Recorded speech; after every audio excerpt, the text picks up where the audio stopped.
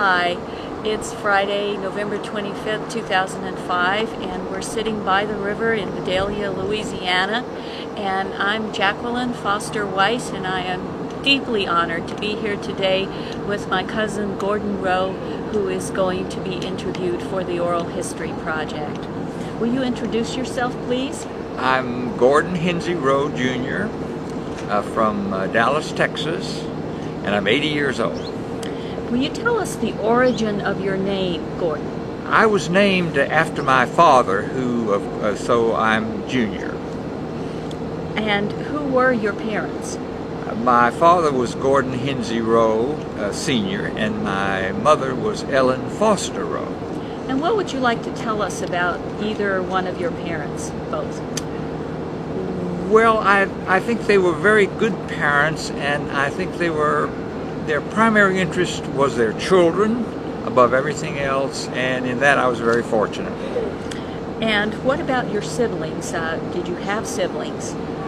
Yes, I had two brothers and two sisters. I'm the eldest. The two sisters came next, and then the two boys. And can you tell us anything about them? Name them and tell us a little bit about your siblings.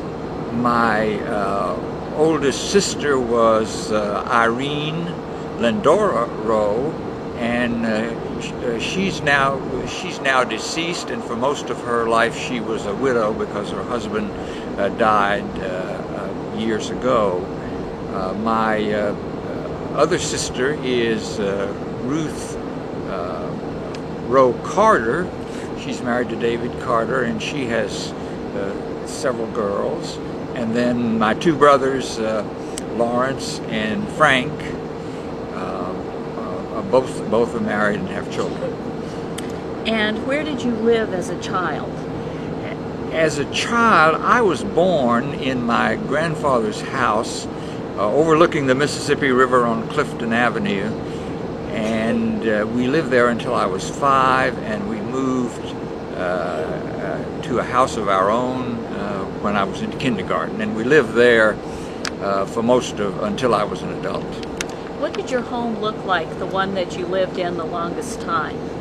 Well, that was a classical bungalow type frame building with no central hall, and the rooms just flowed from one into the other. And what did your father do for a living?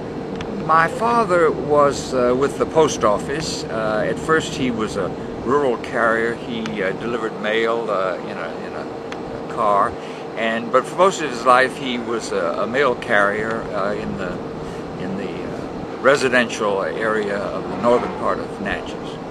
And what did your mother do? Did she work outside the home at any time? Well, when we were growing up, my mother did not work outside the home. She was really busy taking care of the children because there were 5 of us, and we didn't live right in the city, and we had one car, and she was always trying to schedule our events. So she was a housewife and a real first-class mother. After I left home, she did take some jobs. I think it was some grocery stores. I wasn't in Natchez at that time. Did your aunts and uncles play an important role in your life? 2 of them did, I would say, and that's Aunt Bessie and Uncle TJ. The reason is that both of those were the youngest ones in their families. TJ was not much older than I was, and they were very close to my mother, and my mother depended on them for a lot of assistance with the kids. Do you have any special memories about any of your aunts or uncles? Anything you might have done with them, or anything in particular you remember about any of your aunts and uncles? Well, Aunt Bessie lived in town, and I thought she was a very elegant lady, and she really could cook different things than Mother cooked, and so I always enjoyed going up to eat at Aunt Bessie's. TJ, of course, lived out in what we call the country, and he worked at the laundry most of the time, and he is the one who would chauffeur me out to the country on the weekend. So I always look forward to that. What do you remember about Granny and/or Papa Foster?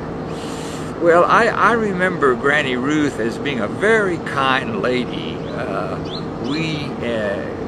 We spent a lot of time out in the country in the early days, and she was not nearly the disciplinarian my mother was. As far as Pawpaw goes, he didn't interface very much with the kids. He kept to himself, which is probably the best thing for him to do. Did you play with your cousins when you were a young man? Well, I've thought about that, and the answer is really no, because the only two cousins that were anywhere near my age were Joe Smith, and he was a Catholic and his father was a drunkard, and Nan Earl Foster, who at the time was divorced and lived with an aunt. And so there weren't any other cousins that I could visit with. Were there any occasions when the larger family got together, aunts and uncles and Granny Ruth, for example? Oh, yes. Before my time, the schoolhouse from across the road at what we call the country was moved and attached to the house as a big dining room. So there were always occasions, especially at Thanksgiving or Christmas, when everybody would go out and have family dinners. And we had one uncle and aunt who didn't live in town, and that was Uncle Reginald, who was a Presbyterian minister, and Aunt Jenny. And when they came to town, we would always go out, and the family would meet to visit with them. Do you remember anything about the food that you had in that big dining room? Anything in particular? Well, there are two things I remember about that. One is we would spend most of the summer in the country, and they always had a vegetable garden, and they had a cook, Mamie, and she would fix fresh corn, fresh okra, and tomatoes, probably with some kind of pork, and I just thought that was the best dish ever. And then on the other is when Uncle Reginald came and shot squirrels, we would have grits and squirrel gravy. What was it like growing up in your hometown of Natchez? Well, I thought I felt fairly protected. Natchez was a small place, and everybody pretty much knew each other, and the families were stable. So it was a very congenial place to grow up. And what did you spend your day doing as a child? Do you remember? Now, when you say child, do you mean as much as, say, high school? Up through high school. High school. Sure. Well, I got into music at an early age, and I started taking piano lessons when I was probably 8 years old. And then when I got to junior high, the school had a band for the first time, and my folks bought me a flute, and I taught myself the flute because the bandmaster didn't know how to play the flute. But the band and music occupied a good part of my school days. Who were the most important people in your life as you were growing up? Well, I had one good friend. His name was Fielding McGee, and he was a good friend, but mainly because we were competitors for the best grades. Sometimes he would get the best grades, and sometimes I would get the best grades. So we were adversaries, but at the same time we were we were serious students, and it turned out he was valedictorian and I was salutatorian. Did you have a job when you were in high school? Yes, the family at that time owned a laundry, and it was not very far from our house, and my uncles ran it, and I was sort of indentured to the laundry. I started out marking clothes and later delivering packages, pickups to customers. And were there any teachers that impacted your life when you were in Natchez? There were two teachers that taught me each for 4 years in high school. One was Annette Pritchard, who was mathematics, and I took 4 years of math with her. And the other one was Margaret Martin, who taught Latin, and for 4 years. And I suppose Miss Martin was more important because she taught me the classics, and early on I fell in love with Greece and Rome. And I still consider myself to be a classicist. What's your very best childhood memory? Well, that is a hard one, but I'm going to have to say that my experience with the band almost predominated, and we had contests in the state, and I managed one year to get a first prize for playing the flute, and that was important. Are there any family traditions that you grew up with that you continued when you established your own home? Well, after I was drafted into the service, I never came back to Natchez, so the special occasions were when I was able to get back, and many of the family was still together, so that was always a good occasion. And what did you do after high school? When I reached my 18th birthday, the country was in World War II, and so I was drafted. And I served in the Army for almost 3 years. I was a combat medic, and the division that I was with went to Europe, and we fought on the front lines in Germany. What was the rest of the question? Just what you did after high school. After high school. Well, then after the service, because of the GI Bill, I was able to go to college, where I majored in psychology and philosophy, and then went on to law school and to get a law degree. And will you tell us which colleges you actually attended?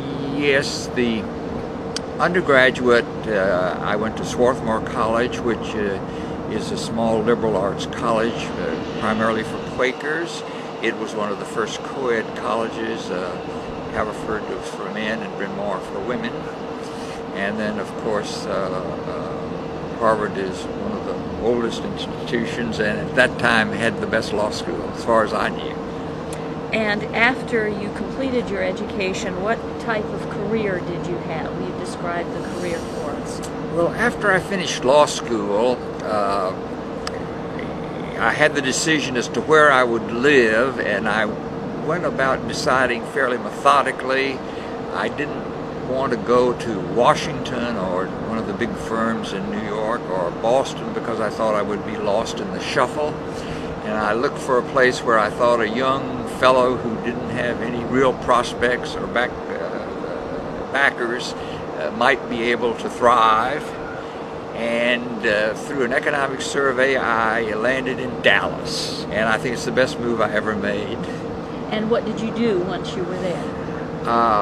Again, fortune smiled on me. I joined George Gardier and 4 others in the practice of law, civil practice, primarily in banking and insurance. And all of the lawyers were first class and were well known and professionals in the city, and we attracted other good lawyers, and we grew. I was the 6th man in the firm. When I left, we had 350. And in the course of time, I began concentrating on practicing in the appellate courts. I tried cases for a few years and didn't like that too much. but I had much better luck in the appellate courts. People in Dallas would know me as an appellate specialist. And after you were practicing law, did you serve in another capacity? Yes, because of the reputation I had in the appellate courts. The governor asked me to sit as a justice on the Texas Court of Appeals, and I generously accepted, even though it was a cut in pay. And which governor was that? That was Bill Clements of Texas, and who happened to be a neighbor. Can you tell us about the person with whom you've spent the majority of your life? You mean my wife? Yes, I do. Well, again, fortunately, when I moved to Dallas, one of the lawyers with whom I worked had just married the best friend of Sadie Herrera, and we were introduced and discovered right away that we had a mutual interest in music and in many other fields in which we were interested, that we got along very well generally, and so after a few years we got married. We've been married almost 50 years. And can you tell us about your son? We have one son, Donald Gordon Rowe. I chose not to name him after me because I thought Gordon was a nickname. You couldn't have a good nickname, and so I chose, we deliberately decided to call him Donald because you couldn't do much with that name. And he also became he was a talented musician, and especially in high school, studied the violin. He was interested in English, and he was able to get into Swarthmore, which was much harder to do. He was a good student, and he graduated from Swarthmore, and with English went into a field called corporate communications, which eventually led to the employment with Edward Jones, a securities firm. And can you tell us about his life today? Anything else about? Well, he's married to Julie Campbell, who also has a career in real estate. They live in St. Louis. They have fortunately bought a townhouse in a regentrified part of St. Louis, and they seem to be happily married and gainfully employed. And you still live in Dallas. Tell us what a typical day is like for you.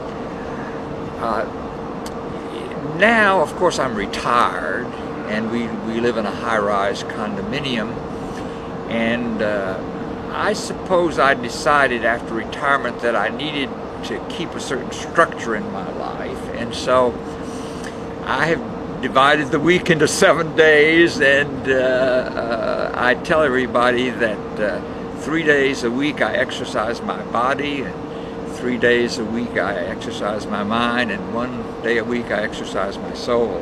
And that's basically, I'm a mall walker. 3 days a week I go to one of the malls and walk as far as I can. The other days I go to the Central Library and read magazines and books and look up information. And on Sunday we go to the Presbyterian Church as I did growing up. And what do you think are your particular talents or interests? Well, I'm